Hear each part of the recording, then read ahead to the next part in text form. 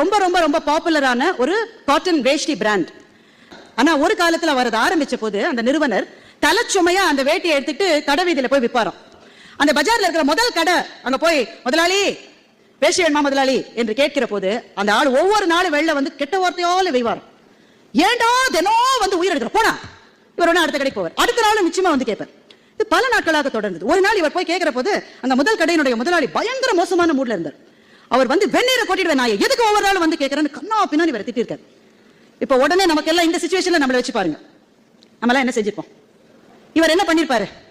அவர் என்ன சொன்னாரா, மூட்டை இறக்கி வச்சு முதலாளி தினம் உங்க கடைக்கு வரேன், நீங்க வாங்க மாட்டீங்கன்னு எனக்கு தெரியும், இருந்தாலும் தினம் உங்களை வந்து கேட்கிறேன், ஏன் உங்க முகத்தை பார்த்துட்டு போனா அன்னைக்கு வியாபாரம் ரொம்ப நல்லா நடக்குது முதலாளி.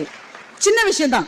ஆனா தன்னுடைய ஈகோ தூண்டப்படுகிற போது கோபப்படாமல் அடுத்த மனிதர்களை தன் வசம் ஈர்க்கிறதை செய்வதற்கு உங்களுக்கு என்ன தேவை? அவமானங்களை விழுங்குகிற சக்தி நமக்கு தேவை.